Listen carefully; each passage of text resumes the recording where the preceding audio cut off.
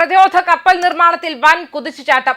Philip ക്യാപ്റ്റന്റെ സമീപകാല സ്ഥാപന ഗവേഷണ റിപ്പോർട്ട് അനുസരിച്ച് നാവിക മൂലധന ചെലവിലെ കുത്തനെയുള്ള വർധനവ്, ഗവൺമെന്റിന്റെ വൻ നയപരമായ മുന്നേറ്റം, ഇന്ത്യൻ മഹാസമുദ്ര മേഖലയിലെ വർദ്ധിച്ചുവരുന്ന തന്ത്രപരമായ അനിവാര്യതകൾ എന്നിവയാൽ ഇന്ത്യയുടെ പ്രതിരോധ കപ്പൽ നിർമ്മാണ മേഖല നിർണായക വളർച്ചാ ഘട്ടത്തിലേക്ക് കടക്കുകയാണ്.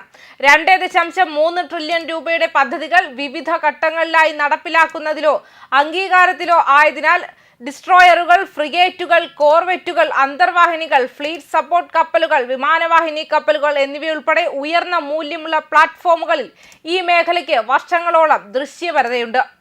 അങ്ങനെയാണ് റിപ്പോർട്ട് സൂചിപ്പിക്കുന്നത്. 2047 ഇന്ത്യയെ ലോകത്തിലെ ഏറ്റവും മികച്ച 5 കപ്പൽ നിർമ്മാണ രാജ്യമാക്കി മാറ്റുക എന്ന ലക്ഷ്യത്തോടെ രാജ്യത്തിന്റെ ചരിത്രത്തിലെ ഏറ്റവും വലിയ സമുദ്ര ഉത്തേജനമായ അടുത്തിടെ പ്രഖ്യാപിച്ച 697 ബില്യൺ രൂപയുടെ കപ്പൽ നിർമ്മാണ സമുദ്ര വികസന പാക്കേജിനെ ഇത് കൂടുതൽ എടുത്തു കാണിച്ചു.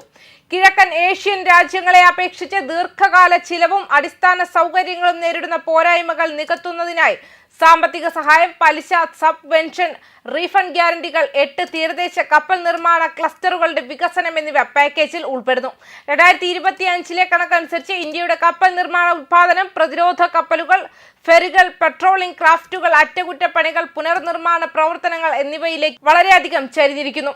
വലിയ വാണിജ്യ നിർമ്മാണങ്ങളിൽ പരിമിതമായ പങ്കാളിത്തം മാത്രമേ ഉള്ളൂ. വാണിജ്യ കപ്പൽ നിർമ്മാണത്തിൽ ടൺ ഭാരതത്തിന്റെ അടിസ്ഥാനത്തിൽ ആഗോളതലത്തിൽ ടോപ്പ് 15 സ്ഥാനങ്ങളിൽ നിന്ന് പുറത്താണ് ഇന്ത്യ. എന്നാൽ ഡിസ്ട്രോയറുകൾ, ഫ്രിഗേറ്റുകൾ, കോർവെറ്റുകൾ, അന്തർവാഹിനികൾ എന്നിവയുൾപ്പെടെ നിലവിൽ നിർമ്മാണത്തിലിരിക്കുന്ന 60-ലധികം നാവിക കപ്പലുകളുമായി ശക്തമായ പ്രതിരോധ പോർട്ട്ഫോളിയോ നിലനിർത്തുന്നുവെന്ന് റിപ്പോർട്ട് എടുത്തു കാണിച്ചു. നാവിക നവീകരണം ഈ മേഖലയിലെ ഏറ്റവും ശക്തമായ വളർച്ചാ ചാലകമായി ഉയർന്നു വരുന്നുണ്ട്. ഫ്ലീറ്റ് സംഭരണ ചിലവ് 2018 സാമ്പത്തിക വർഷത്തിലെ 93 ബില്യൺ രൂപയിൽ നിന്നും 2026 സാമ്പത്തിക വർഷത്തിൽ ഏകദേശം 244 ബില്യൺ രൂപയായി ഉയരുമെന്ന് പ്രതീക്ഷിക്കുന്നുണ്ട്. അതേസമയം ഡോക്യാർഡും പദ്ധതി ചിലവും ഇതേ കാലയളവിൽ ഇരട്ടിയാകുമെന്ന് പ്രതീക്ഷിക്കുന്നുണ്ട്. 60-ലധികം നാവിക കപ്പലുകൾ നിലവിൽ നിർമ്മാണത്തിലാണ്. കൂടാതെ 70-80 എണ്ണം കൂടി ആസൂത്രണം ചെയ്തിട്ടുണ്ട്. അവയിൽ ഡിസ്ട്രോയറുകൾ, ഫ്രിഗേറ്റുകൾ, അന്തർവാഹിനികൾ, കോർവെറ്റുകൾ, സപ്പോർട്ട് കപ്പലുകൾ എന്നിവ ഉൾപ്പെടുന്നു.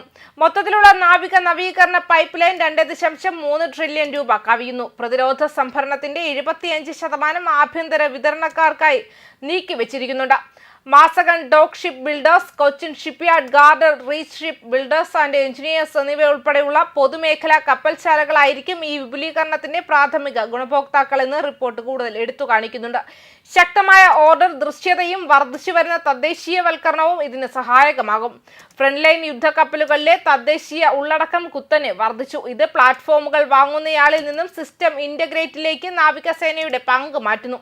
വർദ്ധിച്ചു വരുന്ന കയറ്റുമതി അവസരത്തെയും റിപ്പോർട്ട് എടുത്തു കാണിക്കുന്നുണ്ട്. മൗറീഷ്യസ്, വിയറ്റ്നാം, ശ്രീലങ്ക തുടങ്ങിയ സൗഹൃദ രാജ്യങ്ങൾക്ക് സർക്കാർ പിന്തുണയുള്ള വായ്പാ ലൈനുകളുടെ സഹായത്തോടെ പ്രതിരോധ കയറ്റുമതി 2025 സാമ്പത്തിക വർഷത്തിൽ 236 ബില്യണിലെത്തി. ഇന്ത്യയുടെ സാഗർ സിദ്ധാന്തത്തിന് കീഴിൽ നാവിക പ്ലാറ്റ്ഫോമുകളും പെട്രോളിംഗ് കപ്പലുകളും സ്കെയിലബിൾ കയറ്റുമതി ഉൽപ്പന്നങ്ങളായി കൂടുതലായി കാണപ്പെടുന്നുണ്ടെന്നും വ്യക്തമാക്കിയിട്ടുണ്ട്. ന്യൂസ് ഡെസ്ക് കർമ്മ ന്യൂസ്.